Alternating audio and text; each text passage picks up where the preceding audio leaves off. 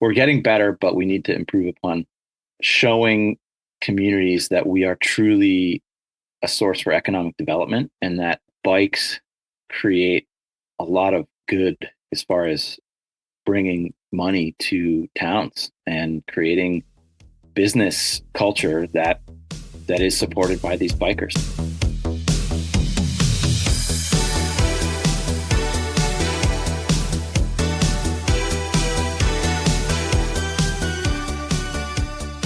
Welcome to Trail Effect. I am your host, Josh Blum. Trail Effect is a show that dives into the stories behind trails, the communities that embrace trails, and the people who rely on trails as a way of life. The goal of this show is to turn the stories you will hear from our guests into useful knowledge that can be applied to your community while providing some entertaining and inspirational content.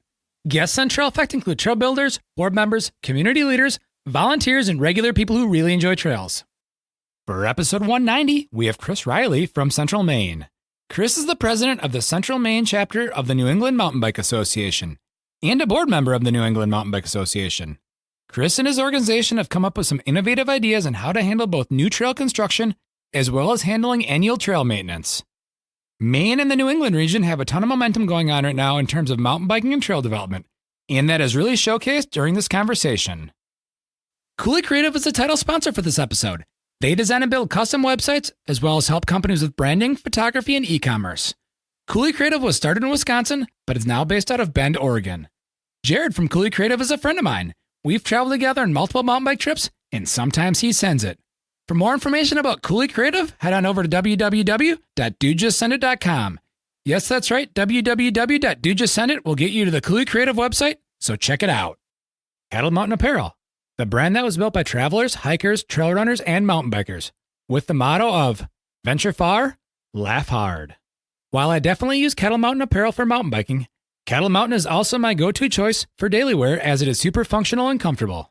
Cattle Mountain Apparel also offers a lifetime gear repair program with the goal of extending the life of their products while reducing waste in the process. If you ever damage any of your apparel, Cattle Mountain will repair it for free for life. By using the affiliate link found in the show notes or on the Trail Effect website, a small commission will come back to the Trail Effect podcast, which helps to cover the cost of expenses for keeping this show going. Now on to the Trail Effect with Chris Riley.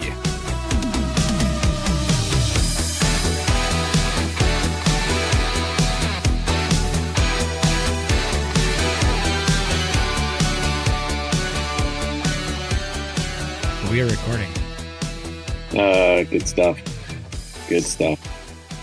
Here we are today on Trail Effect. I've got Chris Riley. Chris is the president of Central Maine NEMBA, which is the New England Mountain Bike Association. As stated in the title, he's based out of Maine, and he's also on the board of directors for NEMBA, which I should have known this. I didn't know this until I did some research for this, but the New England Mountain Bike Association, in theory, started in 1987, so that makes it older than IMBA, because IMBA started in 1988. And it was based on a public hearing about mountain bike access in the Boston area, which is pretty incredible to think that, SORBA's been around for a super long time. Obviously, IMBA's been around for a really long time, and NEMBA's been around for longer than everybody. But that also makes sense because the New England part of this country has been around, as from a country perspective, longer than the rest of the country. So how's it going today, Chris? Morning, Josh. Thanks. Good to be here. Yeah. Pretty exciting. I've been listening quite a long time, and cool to be part of it. I love what you do. Appreciate all that you bring to the community, to the culture. Well, thank you. It's been a passion project of mine for now 4.5 years, and I love being able to do it. And the whole point of it is to get people like yourself on so we can share the wisdom that you guys have learned through advocacy. I hope we got low expectations, but well, we might set the bar high enough for people to trip over, but whatever. There you go. Let's get your backstory as it relates to mountain biking in general and kind of how you got into this crazy activity, or what people in the 80s maybe thought was a crazy activity, but now, as we've seen, isn't quite as crazy as it looks. I mean, how far back you want to go? When I was a little kid, everybody rode bikes. We all rode bikes in the neighborhood. And my first dirt capable bike was a Huffy Pro Thunder with the yellow and the blue bars. And then when I got old enough to buy a bike, I bought a road bike, and my parents were like, "What do you really want a road bike? Is that a good choice?" And And I don't know, I wasn't talked out of it, but my brother was wise enough to buy an early Marin mountain bike, and I used to steal his bike all the time, and that was kind of the beginning of realizing how much I love mountain biking. And we would go find trails in the town I grew up anywhere we could, getting in trouble on just old walking trails, and kind of just grew from there. Took it to college. Rode a ton in college when I wasn't either studying or compete. I was a swimmer in college, so it wasn't a ton of time to ride. But fortunately, swimming's in the winter, so spring and fall, and then it just blossomed from there. And I've just been riding ever since. And did a little racing, but mostly just riding with my friends, riding with my family. Yeah, so that's kind of how I got into it. I was going to say, is Maine the state you've always lived in, or is that just your home state now? I grew up in Maine, and like a lot of people, I left to go see what else was going on in the world. I went to school in New York, had some great riding. It was kind of this was in the '90s, so before mountain biking had really blossomed. But we found a ton of good riding there. In fact, there was a shop that had a trail system out behind it that was designed, built by the Yeti Pro team back in like the mid '90s, and that was really my first exposure to Yeti. I'm like, who's this company? I still remember it super fondly, and actually I went back to find it at a reunion, like I don't know, 10 years ago, and the trail system had been developed, but there was way more trails that were even better. I spent some time out in the West ski bumming, and interestingly enough, in Park City, right? And I moved back to Maine every summer, and I kick myself because having now gone back and ridden in Park City a handful of times, I'm like, what? Are you kidding me? Like I completely missed out. But I've ridden a bunch. I've ridden a bunch in Utah, of course, Park City, Moab, Salt Lake area, Bonneville, and a bunch in Wyoming, Arizona. I said that, yeah. And you know what? One of my favorite places to go ride is Texas, the greater Austin area. I think because it's great food and great music, and then like there's these great little trail systems like within a 45 minute to an hour drive outside of Austin. So You want to expand on that for just a second, selfishly, because I don't think Texas hasn't came up in this podcast yet. so I think it's kind of like mini golf, right? There's not these massive expansive systems. So it's not like going to Sedona or going to, you know, Park City where you can just get lost for hours and go, ride 50 miles without being in a tiny area. There are these 10, 12, 18-mile, 20-mile trail systems, but they're all within a 30 to 50-minute drive of downtown Austin, and so we went with a group of guys years ago to race the Rattler, which was a qualifier for Leadville. And we had a bunch of guys who were really, I was just there because I would have loved to qualify. My one year to qualify, it was the muddiest year ever. And I remember pushing 600 watts through like a 200-yard puddle. And I finished the first lap in 2 hours. And I was like, I'm out. I'm done. I tapped out. I was like, I'm never going to make it. I sat, supported my buddy, and drank beer at the campfire while he finished the race. But that was how Austin started. But we'd go down and be there for a week, and we'd ride a day or two before the race, and then we'd ride 2 or 3 days after the race. And I just kind of fell in love with the riding down there.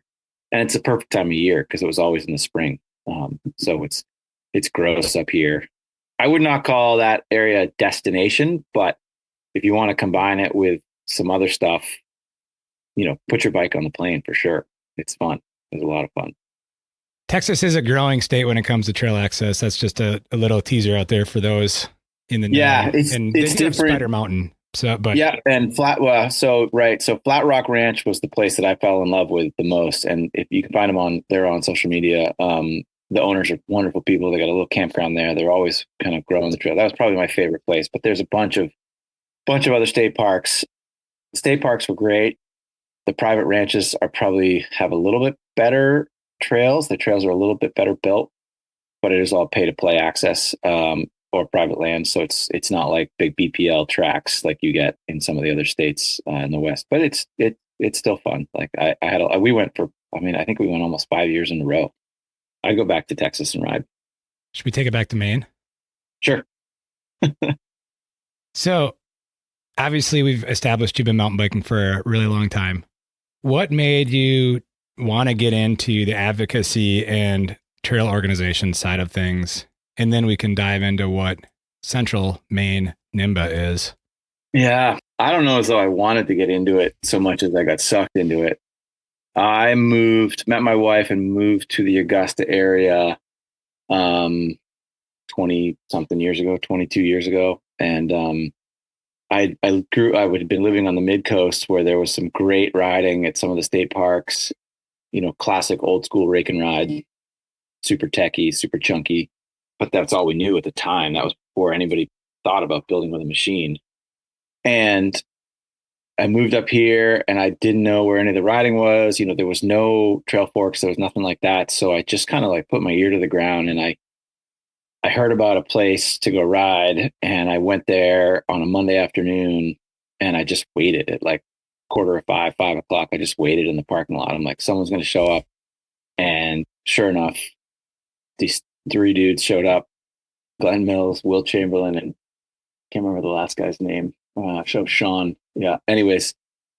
And I just sort of said, hey, can I ride with you guys? I don't know anything about these trails. I'd love to ride with someone and get the lay of the land. And they kind of looked at me sideways and they're like, yeah, I suppose. Sure. And I hung on and they sandbagged me like so hard. I couldn't believe, I was like, oh my God, you guys just killed me. But I fell in love with it.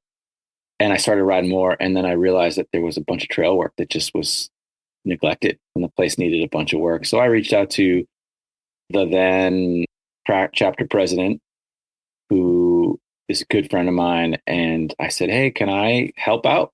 And he said, yep, absolutely. You can help out. And he gave me some guidance and some sort of parameters. And I just kind of got involved. And we started building more trail and doing more trail maintenance, and he and I, isn't it Brian Alexander? So he's the one who started the chapter. And he and I worked side by side for many years. In fact, he's no longer on the board, but he's still involved in various trail projects around the region. And it kind of took off from there. And then when he decided that he was done being the president, kind of approached me and said, are you interested? And, I said, sure, but only if you're going to stick around and help me. And he, to his word, he did. He stuck around for quite a while. And, we kind of grew it and it's grown since then. So let's timestamp that. What years was this approximately that you showed up at the trailhead to meet random people? Well, I have to go by like life events because his dates get fuzzy. But so my wife and I just celebrated our 20th anniversary. So I've been living here for about 20 in the Augusta area for about 22 years. So it had to be 22 years ago, give or take. Yeah, it was give or take 20 years ago, something like, I know it was more than 20, but how much more, I don't know. But yeah, moved up here. That's when I moved up here and started discovering places to ride around this region. So yeah, 22, 23 years ago. And that was around the same time you got involved with Central. Yeah, right. Well, or a little bit after that, right? Because I started riding and I started doing a little bit of work, here and there, but very limited. And then I decided to build a house and get married. So there was a whole year where I didn't even ride a bike. Like my bikes just lived in the basement. I had to put everything aside just so I could figure out how to learn how to build a house. And that was right around the time when my wife we were trying to get pregnant. So somewhere in that neighborhood. But I think my son's 18 now, my oldest. And so I think really my advocacy started as he was being born or in that time frame. And it kind of ramped up from there. I made a great choice to be a new father and try and figure out how to get deeply involved in mountain biking. Oh, and by the way, I have a job. Yeah. And you just finished building a house. So there wasn't any trauma from that probably either. I mean, come on. Does a DIY like home builder ever really finish? It's like, it's still unfinished. I I can relate to that. I haven't built a house, but I've remodeled a house, and I'm going to say remodeled, and it's not fully remodeled. And that started, Yeah, well, in you know, fairness, this was a remodel with an addition, so I didn't build it from the ground up.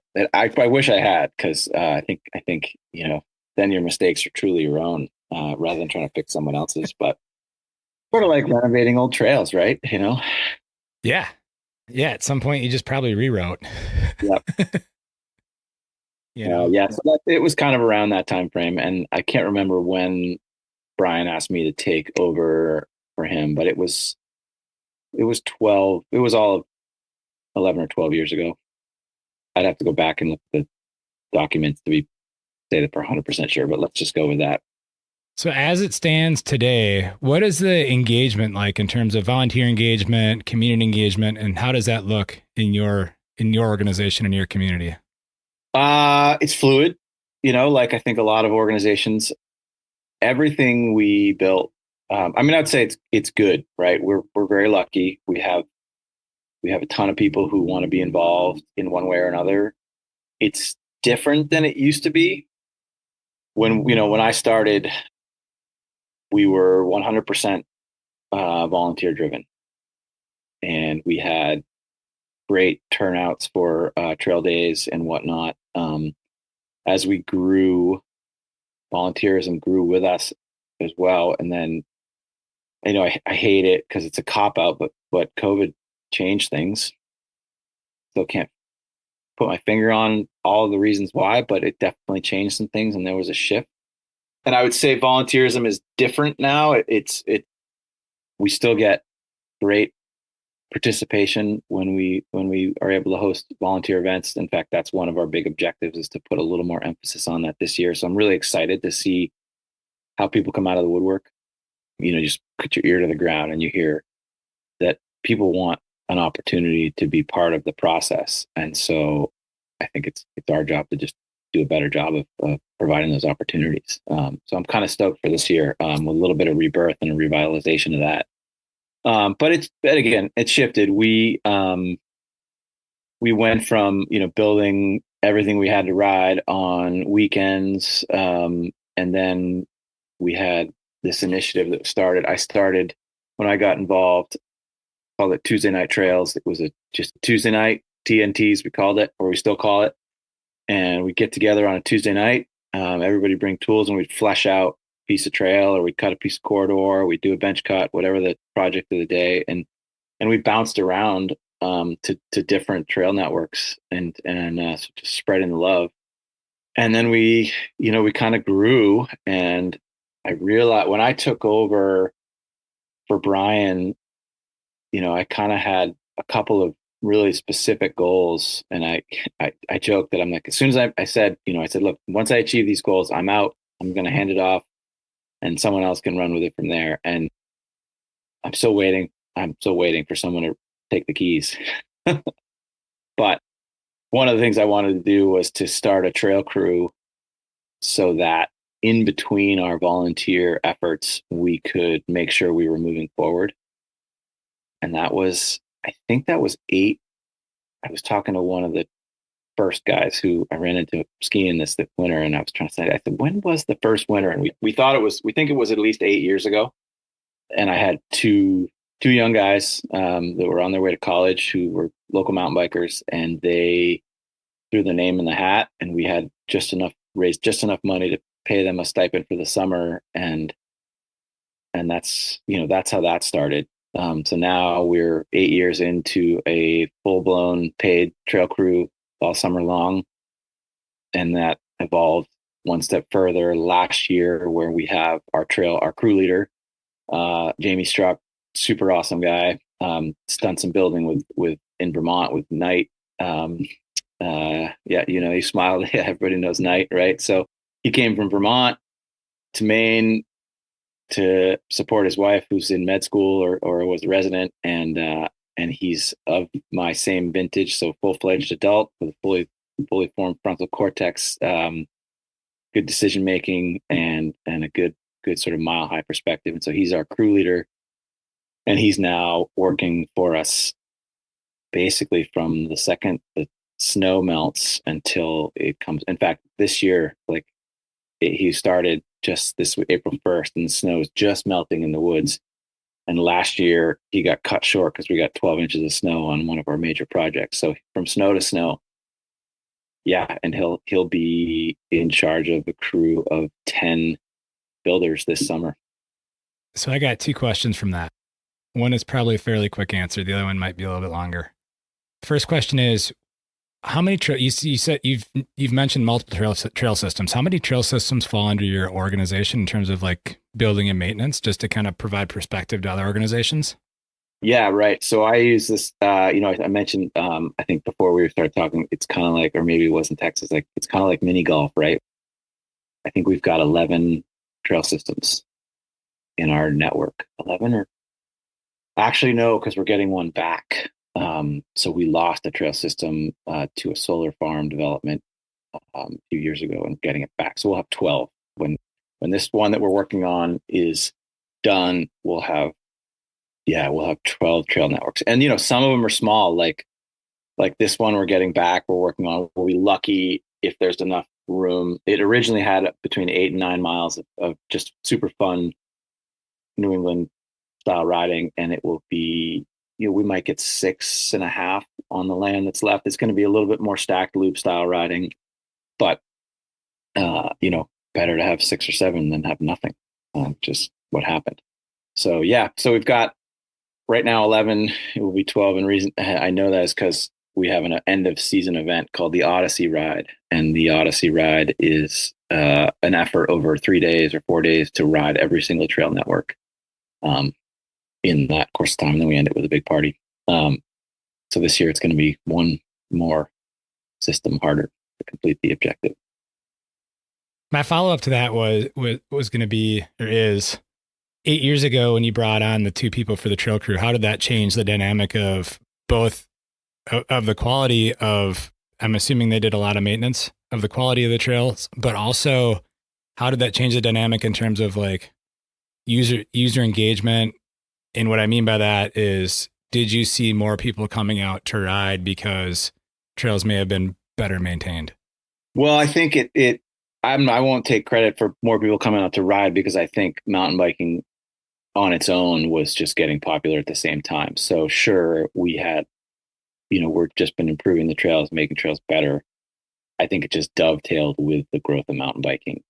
So I think it had nothing to do with what we were doing. Fortunately, I think what we're doing is supporting that growth, and they just happen, consecutively.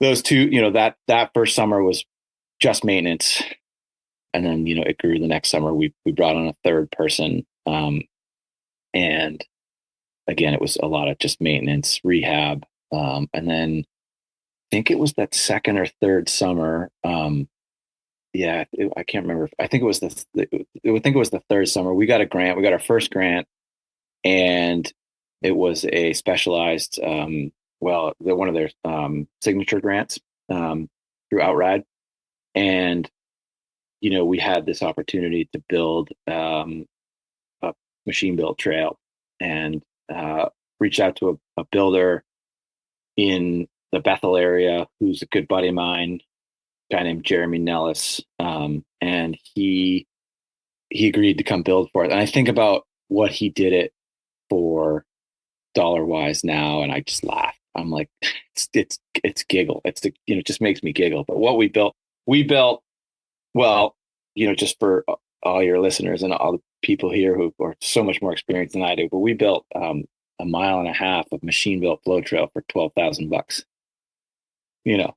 And that was 4 trail builders, a ton of volunteers helping out, which cut the cost down. And then Jeremy's time he had a little Bobcat E10. He built the whole thing with a Bobcat E10.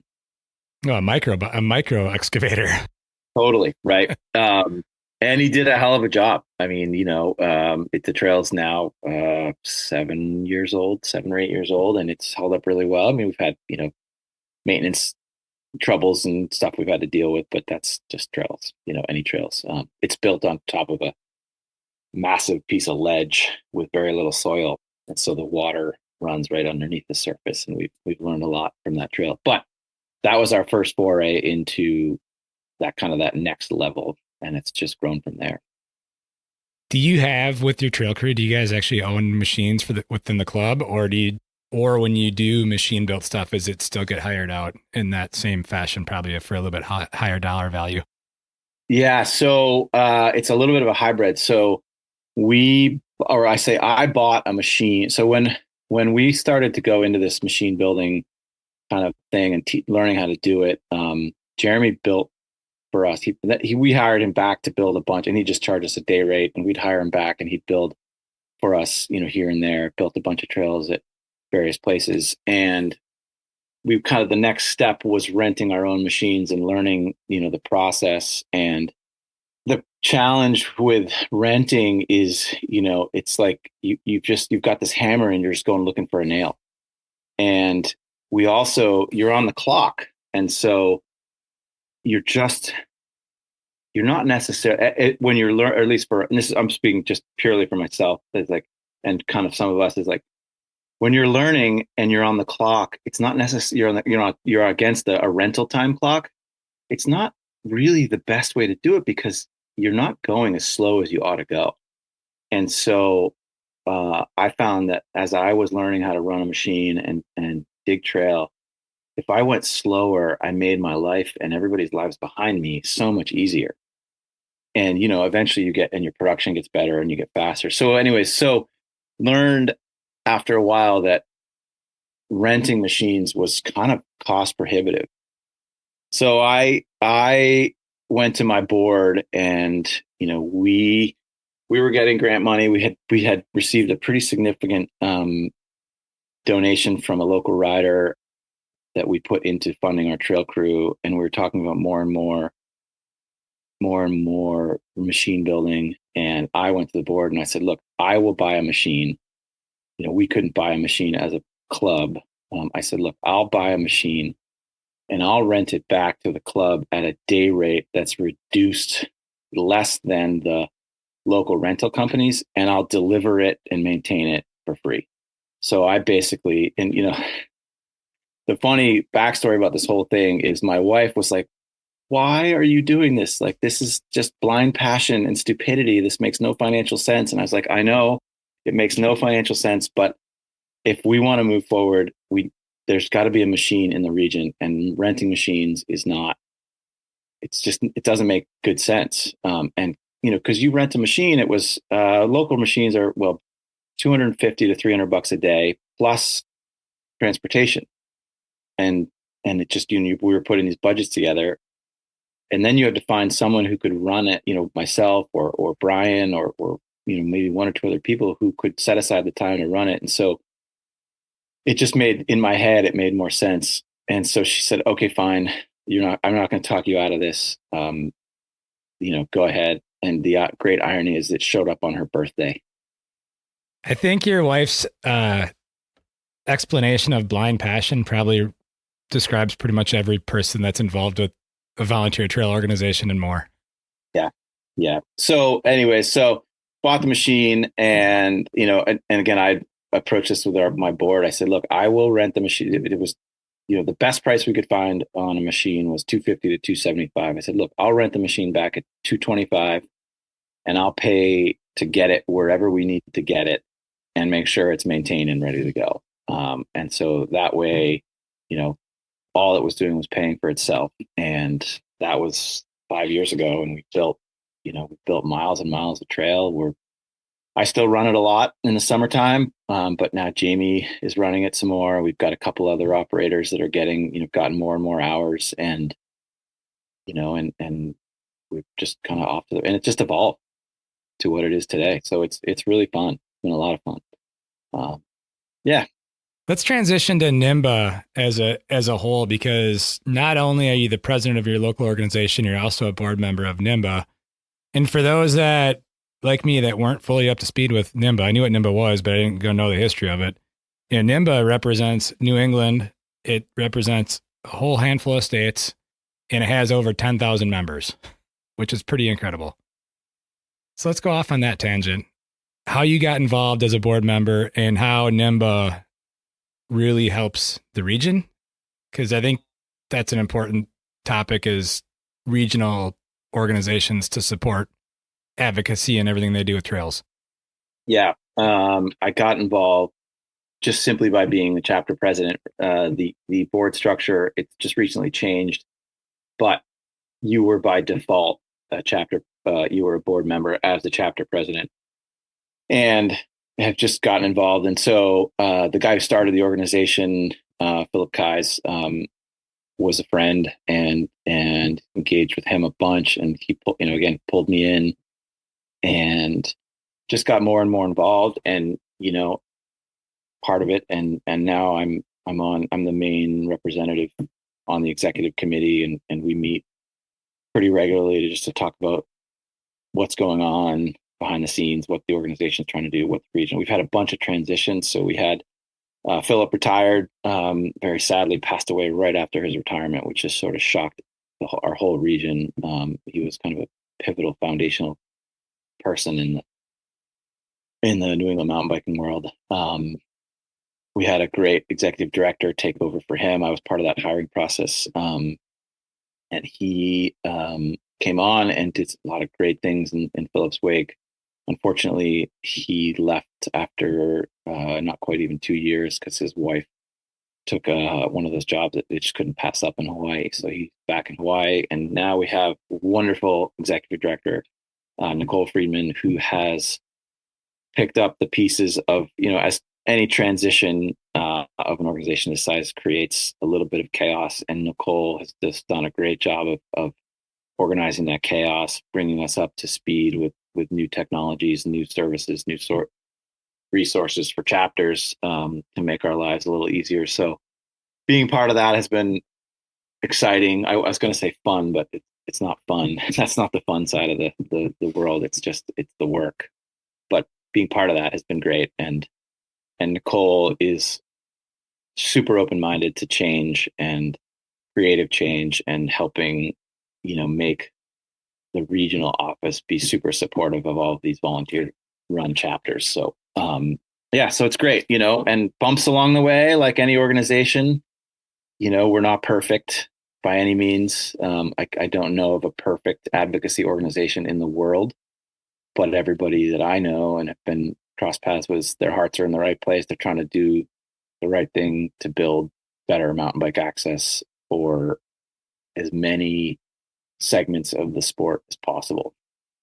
I think we're, as an organization, we probably pretty focused on XC riding when we started, and now the mindset is definitely shifting. You're like, let's get serious about gravity. So like now for us in Central Maine, last summer we built 3, 4 gravity focused trails, that you absolutely do not want to ride them up, right? They're not, except for 1 or 2, are not designated one way, but they're about to be. They will be eventually, I think, if the landowners are keen on that. And I certainly did the layouts and the builds with our crew in the mindset that you will be riding this in one direction if you really want to put a smile on your face. But there's always 1 or 2 people I see riding them up, and I'm like, what are you doing? We built the climbing trail. Go up the climbing trail. But people are funny. Yeah, so it's cool to see that shift. And at the same time, I'm watching the organization also think about increased accessibility for people that are on adaptive bikes. We just did our first ever adaptive project last summer, which was actually a grant that was provided to NEMBA and Nicole. So yeah. So anyways, so we just did our first adaptive project, and it was not, it was, I wouldn't call it a mountain bike trail. I would call it a sidewalk in the woods, but it was a very first opportunity to get something that at least could be ridden by adaptive bikes. And then it will dovetail into more proper, mountain bike trail without the pinch points that always make adaptive bikes kind of wince. Yeah. So kind of both sides of the equation. And it's pretty cool. And I think that's pretty representative of a lot of chapters and a lot of the work that's going on. I mean, chapter in Connecticut just built a tech trail that is blowing the doors off of social media as far as how challenging it is. So I can't wait to go down and ride that. You want to mention that chapter or maybe what trail that is since it's on social Oh media? People God, have probably heard of it. Mick Ferraro is going to kill me because I don't know the exact chapter, but it's one of the Connecticut chapters. We're gonna have to research it and find it. You'll have to put it in the show notes. But it's a tech trail that was just built in a state park in Connecticut, and every piece of media I've seen around it says that it is not to be trifled with. It is not to be taken lightly. And the local NEMBA chapter worked with trail builders down there and got that built. And so I can't wait to go down and ride it. There's not a lot of, apparently Mick says there's not a lot of ride arounds, which means that, there's some stout stuff. Yeah, I'm fairly certain I know what trail you're talking about, and I too cannot remember the name of it. But I have seen some stuff come out of the Northeast, that resembles what you're talking about. Yeah, it's cool, and it's cool to see that there's both sides of the equation being, and everything in between being considered, right? Because we don't build stuff for kids, then they have no progression, and we only build stuff that we want to ride, then it's leaving people out. So I'm pretty happy with kind of the diversity of the stuff that we're building in our region. This trail system I mentioned that we lost to the solar park is going to come back, and the city is funding it. We're building it with the city funding, and there's an RTP grant that's going to help push us over the edge.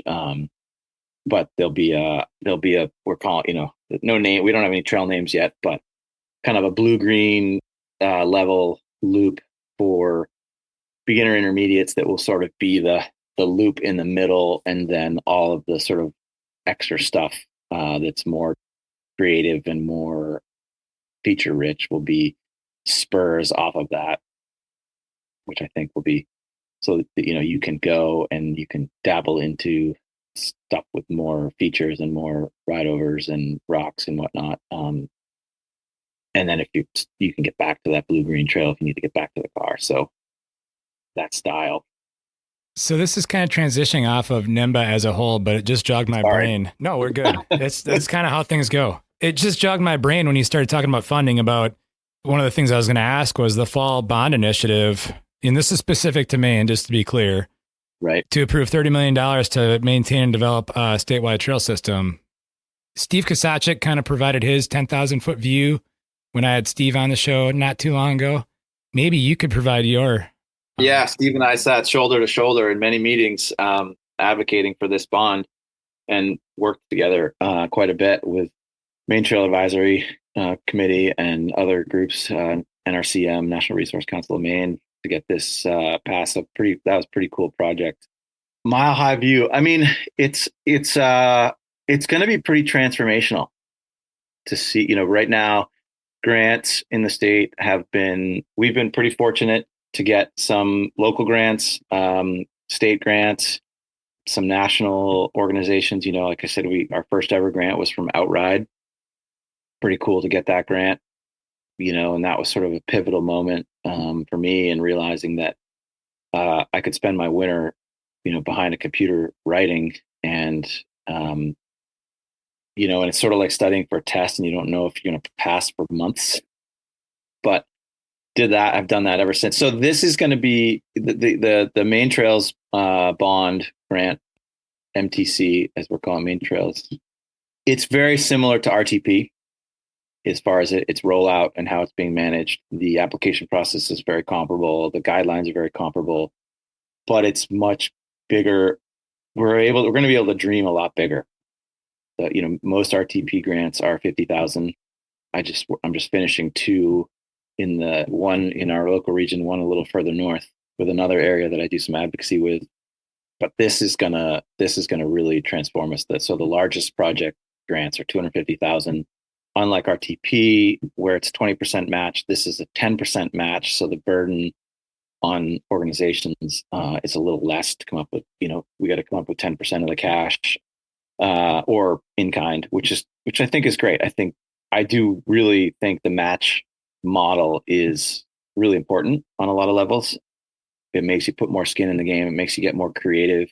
It makes you find local support, regional support for whatever it is the project is. So I'm glad that there's a match piece. And I don't really think it's going to be a significant hurdle for most organizations. And it's great, Doug Beck at the state who administers it, is great with helping people understand that matches come in a lot of forms, volunteer work, great way to get match. And then you get all of our volunteer or, core will help us achieve these trail projects, when and if they roll around. So it's pretty exciting time. I think we're going to see some great projects in Maine start to come online in the next couple of years. It's really good forward thinking in terms of really getting engaged at the state level and getting the state engaged with different trail organizations and whatnot. I think, and this is just me speaking for my state, some of this is taken for granted at a state level, that these kind of like access in general, but trails just show up, and I think, and then the marketing company can come in and say, "Hey, we got great trails in the state. Come ride them," right? Yeah, yeah. No, I mean, I part of my love for travel and going and riding. In fact, a few years ago, I had to come and see where your company started, and I made a road trip out to Copper Harbor, and we rode Marquette and what's the college town between Marquette and Copper Harbor? Houghton, Hancock, where Michigan Tech is. Yeah, right, exactly. So we rode 3 days in Marquette, then we rode a day in Houghton, and then we spent 3 days in Copper Harbor, and then drove the 17-hour trip back home.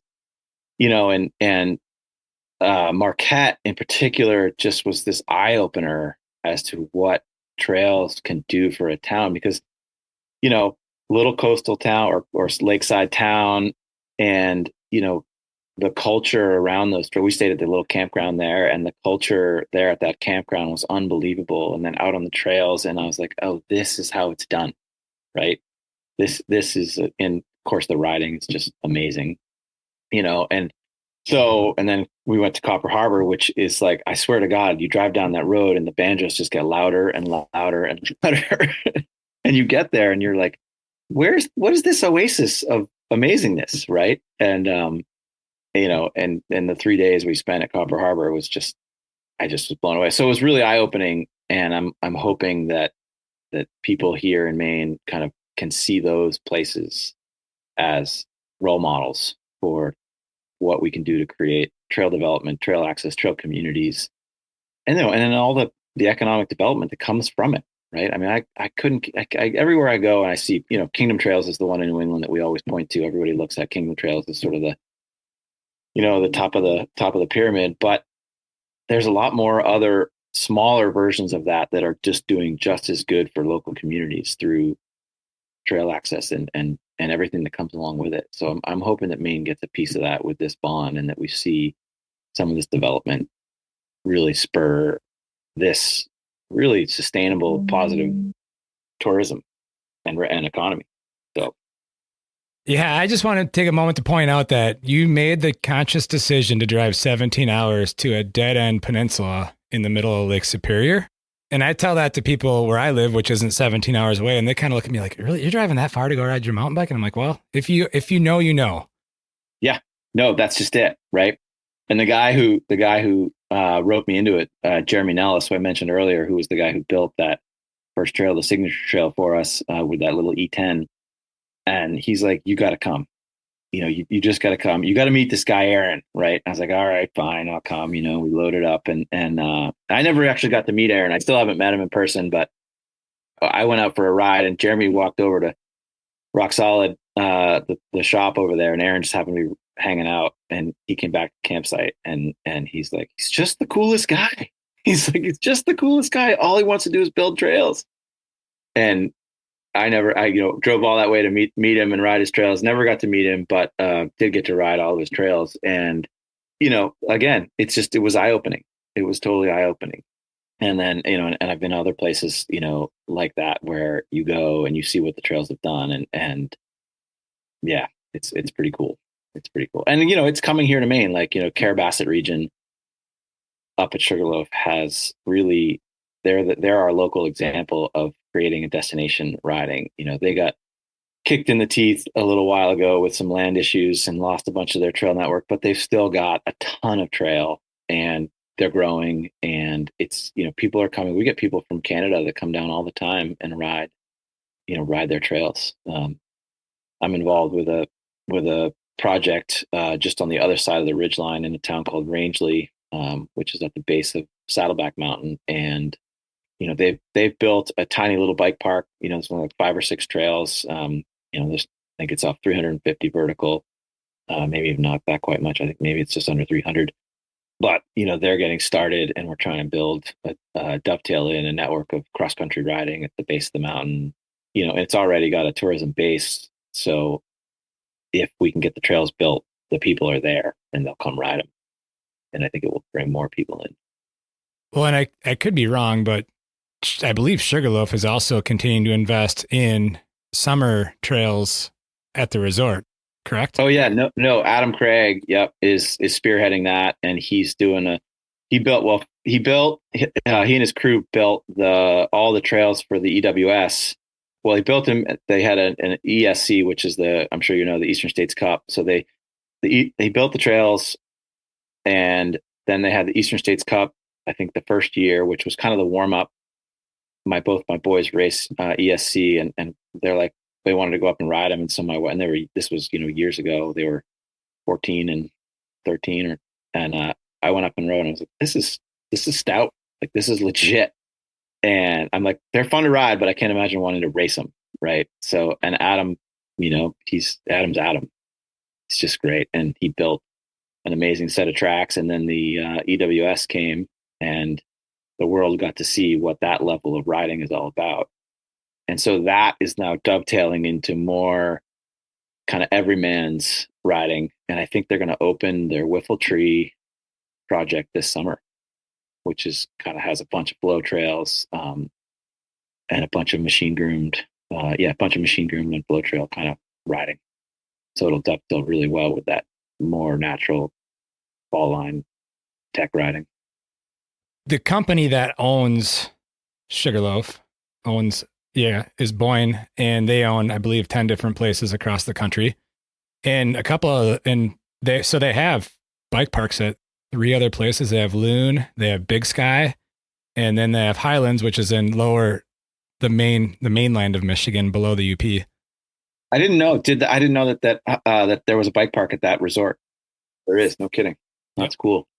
Yeah, so it's cool. I think Boyne had the reputation of being kind of anti-bike park, but I think that's shifting, and they're seeing the benefit of it. So I'm psyched to see what they do at Sugarloaf. It'll be great to have 2. The Sugarloaf bike park is definitely going to be more upper level. The Saddleback bike park is more entry level.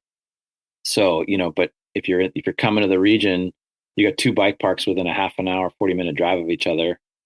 And then you've got, Mount Abram, which is just an hour and a half away from that area. And that bike park what they've done is just amazing.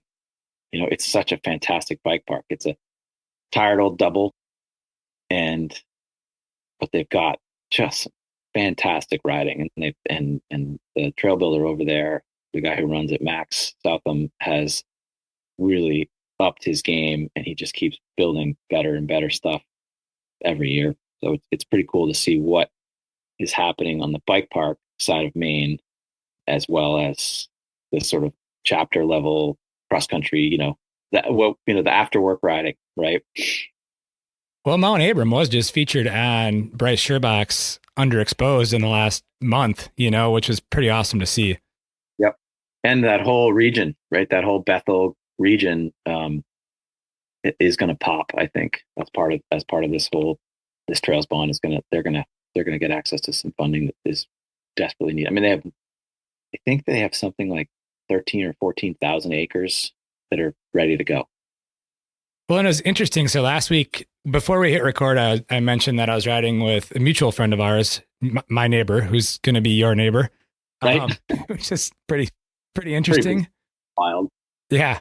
So I was riding with my neighbor though, and we were talking about how long of a drive it is to get to a bike park or a riding system, from where he's going to be living. He's like, oh, it's like an hour and a half here, an hour there. And he's like, it's not like around here where we live, where it's 4 hours to Duluth or 2 hours, 2.5 hours to this other place. You can just get to these local trail networks in a much shorter time frame. We're used to driving in like Copper Harbor's 7 hours, Marquette 6.5.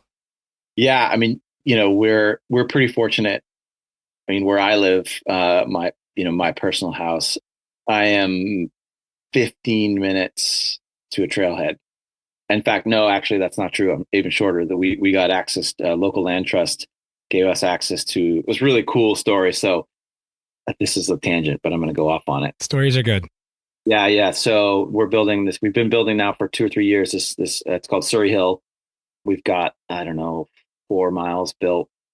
It's a piece of property with a hill in the middle, and so we're kind of building a hub and spoke model. But the land trust that owns it was given the opportunity to purchase it from a guy who was going to develop it, and decided otherwise. And it's a big, beautiful parcel, 300 acres, give or take. And a local philanthropist who is a rider went to the land trust and said, I'll help you make this purchase possible, but you have to work with the local NEMBA chapter to build mountain bike trails on this parcel as a sort of first foray into the land trust working with mountain bikers to build trail systems. So it's been a really awesome opportunity for us. And it was a blank slate with nothing on it before other than an old twitch road that had been pretty heavily harvested. But so there's a bunch of old twitch roads, but they'd all been grown up. Most of the slash is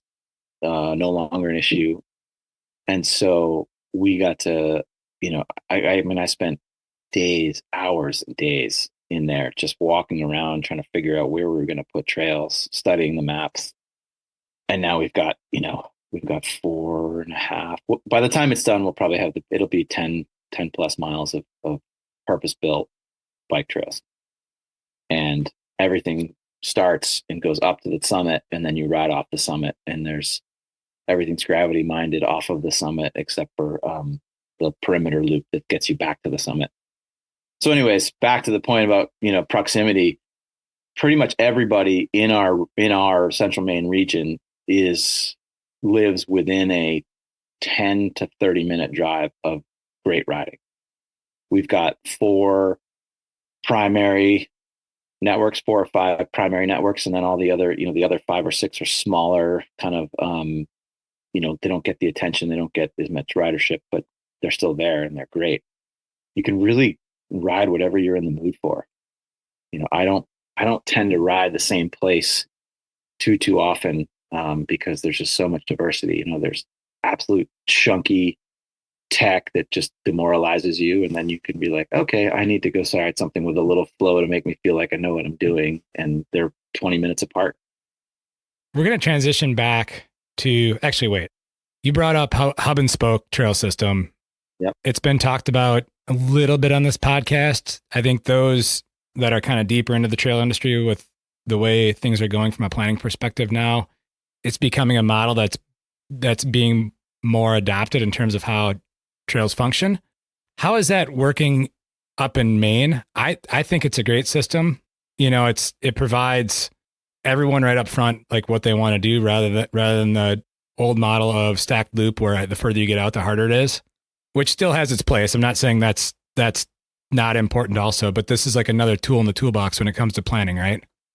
Yeah, I mean, and right as you kind of said, like everything has its place. I would just be so sad if we had just this uniform, everybody was doing the same thing. That would be so boring. I mean, that's kind of the beauty of mountain biking, is that everywhere you go, the terrain, the topography, the dirt dictates it, and then you put a trail builder's or designer's perspective on it, and it's so unique. No matter where you go, you're never getting the same thing twice. I mean, there's a lot of similarities, right? But yeah, so the hub and spoke model, I mean, this piece of property just lended itself to it. And with a peak, with the summit being almost dead center in the property, it just made sense to create something where, and everybody who rides there, you ride up for the view, and you get to the top, and the view is unbelievable. I mean, you can see hundreds of miles in either direction. You're looking at 3 counties. You've got, views of various lakes in the area, and then you drop off that summit, and it's not big. It's not 300 vertical, but we've laid it out such that some of the, right now we've got 3 trails off the top, 2 of which are completed. One is just a kind of hand built, hand scratched, more enduro style line. If you ride it at full gas, there's a few things in there to trip you up. I have gone ass over bean barrel more than once. In fact, I tried to tow my wife in because she wanted to get QOM, and I I said, well, the KOM is way out of my reach. I'll never get it. But I'm like, you might get QOM. I said, let me see if I could tow you in through these truck sections. And I ended up stuffing my front wheel into a stump that we left there intentionally, and just ended up upside down with my bike on top of me. And of course, she came behind me in the same thing, and we both ended up upside down. Yeah. Anyways, that was sidebar. So we've got that, and then we've got another one on the other side that's fully machine built. And then the third one, we're halfway through, and that's machine built, but we've got more features, built a bunch of jumps and rollovers and kickers, and that'll kind of continue that. So, and then the perimeter, which is kind of so those are the spokes, the hub being the top of the mountain, and the perimeter is sort of the wheel, which is going to be, the everyman's access, and all of those sort of spoke trails dump onto that perimeter trail and help you get back to it. So you get to the bottom, and you'll dump onto that perimeter, and you'll have to pedal back up to the top. Feeds the gravity desire, but also you have to be willing to pedal to reclaim that lost gravity. So it's so far it's been pretty good. And we just finished 2 trails there last summer, and we'll finish the third. We're about halfway through a grant there, and we'll finish the third trail hopefully this spring, and have it ready for when riding really gets rolling. Sounds like such a great partnership to work with a land trust that wasn't traditionally working with mountain bikers, which I think we hear of more. I mean, I hear of it more often than not. I don't know if the greater mountain bike community really fully wraps a head around that, but it's a thing. It's a thing. And this land trust they've been wonderful to work with. Traditionally they were their users were just a different user group, and I think this opportunity presents us to put ourselves in a really good light with the land trust, and create something that's user friendly. I see bird watchers, and trail runners pretty regularly out there. And all of the design we've done has been keeping it in mind that we're going to have other users out there, and making sure that we don't create, or we create as few negative user interactions as possible, right? So the downhill trails, they're directional, right? And they're supposed to be. I don't want people running up those trails with one of us that's coming downhill at a relatively decent clip, right? But the climbing trail is multi-directional, and we tell people, like, there will be people coming up and down this trail, both on bike and on foot. And so far it's been great. Not going to claim that we won't ever have a negative interaction. It is just what it is, but we're doing our really hard to make sure that we accommodate for multiple users and make everybody happy and have a great experience for the land trust and their typical users. But it's been good so far. We're going to transition back to NEMBA, because there's something that piqued my interest when I started looking at their website, and that is the 3-year strategic plan, which is a 2025-2027 strategic plan. And maybe you can shed some light on this, maybe not. But I do think it's interesting and important to note that there are things happening besides just trail building and mountain biking. And these other things, such as planning strategic plans, help us get more access in mountain biking. Yeah. I mean, any questions specifically why you went down the road of putting the effort in to make a strategic plan, and what maybe some of the benefits you're looking for to come out of that. Yeah. I mean, it's a good question. I think having a plan it just simply gives you a roadmap for where to go forward, right? Without a strategic plan, any organization of this size is just going to be reacting. And, you got to react to whatever's going on in these communities, and you got to react to what people's wants are. But I also think you have to have something to guide your greater mission, greater position in the network of, or in the framework of what we're trying to do, which is just create better access for mountain biking. So I think, and it's kind of a loose answer, but and I wish I had the strategic plan in front of me so I could like sort of go line by line. I don't, and I don't pretend to have it committed to memory. I have it in front of me. Do you really?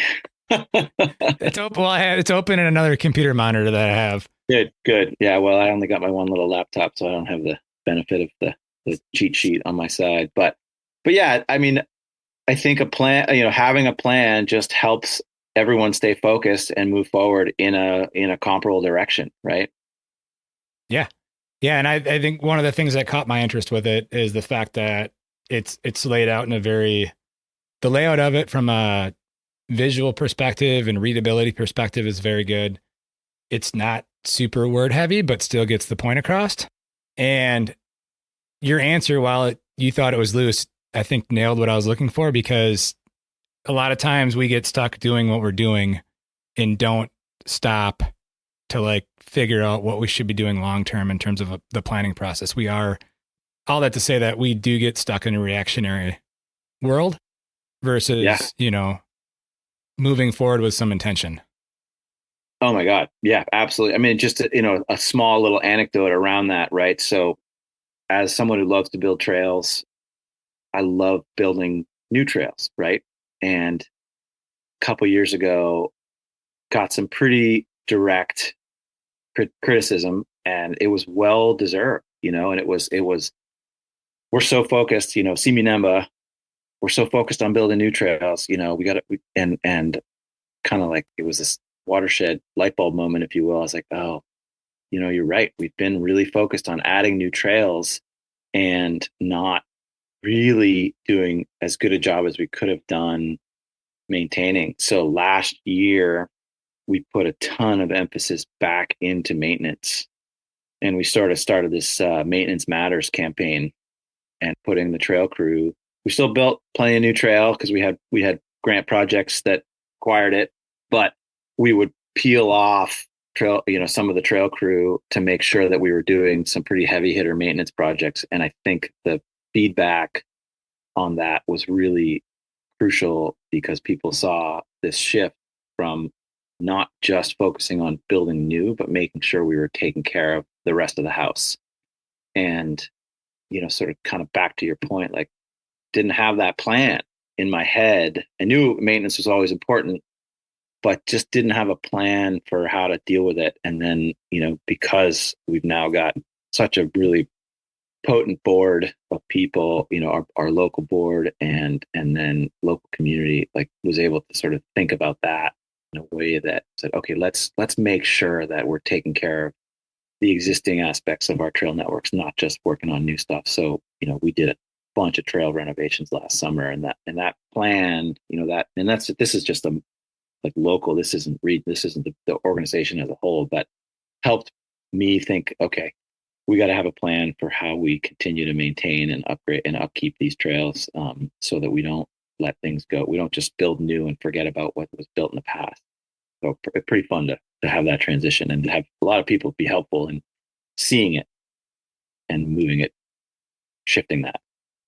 Yeah. And I think your tagline, I had not heard a tagline like that before, but I think the tagline of Maintenance Matters, I get pretty regular emails and outreach to the podcast. And a lot of times it is specifically on how do we deal with maintenance, and so it's becoming more and more important across the whole board. Yeah, it is. And this is, to the funding world out there that's listening, it's really hard to get funding for maintenance. It's like every grant I've ever written for maintenance has been denied. And I've had unbelievable success getting grants for new trails. Actually, that's not true. I did get one grant for maintenance, and it was really, really beneficial, and we renovated a bunch of trail. But maintenance is really, really hard to get money for. No, it's not sexy. The charitable organizations or the foundations that are supporting grants and funding grants, they don't want to support maintenance. So I don't know how to change that world. In a perfect world here locally with our membership and our donor support, we would be able to fund 100% of maintenance with memberships and donations, and then we would build new trails with grants and federal and state funding. That would be a perfect world. We're a long ways from there. But in the meantime, we're actually getting municipal support for maintenance, which is amazing. We've got 3 towns this year that have each put up roughly enough money to pay for a full week of the full trail crew to come and do maintenance. And then we had a local contractor, large sort of commercial contractor that has a bunch of guys that ride, or a bunch of employees that ride after work. And the president of that company came to me and he said, "We love riding here. We'd love to see more maintenance happen. What do you need?" And I said, "Well, last year we spent $5,000 in maintenance on this one trail system where you guys ride." And he said, "Here's a check for $5,000." And so we're fully funded to make sure that that place gets weed whacked, that erosion gets dealt with, that we replace bridge planks, whatever the work is going to be, we're fully funded on that one network. And then another network just a little further away, the municipal, the head of the community services head, who I've worked with for years, I said, "Look, we spent, I think it was $6,000 there last year just on maintenance and renovations of trails that just had been tired and overgrown, and bench cuts that are falling off the side of the hill." And I said, if you want this to continue and if you want this resource to be improving, I said, we can't do it on the backs of a bunch of volunteers or passing the hat for every, rogue hoe and gallon of diesel fuel. And he found $6,000 in the budget to help us do it for another year. So that's a shift. That's a huge shift. And I can, using that with other towns and getting support in their budgets to help maintain these trails. And, we'll bring 10 trail builders in for a week and they're going to get more benefit out of it than if they added somebody to their Parks and Rec staff, and we're going to do what we know the local riders are going to appreciate. They're going to see, oh, they're mud puddles that, that they always have to ride through, get dried up, bridges and berms get rebuilt, and, all the stuff that riders just want when they want to see their trails maintained. That's another good model or good way to talk about it. I think there's many different ways to solve a problem, and talking about the different organizations or having organizations talk about the different ways they're solving the maintenance problem is pretty critical. Yeah, it's a moving target every year, but I think having some municipal support it's really helping us this year build out our trail crew, and then hopefully we can get the rest of it done with membership and private donations, because we've got 3 or 4 towns that are supporting it, but we've got 11 trail systems and they all are going to need some level of maintenance. Getting to getting it all fleshed out is we're still a ways away, but the trend is positive.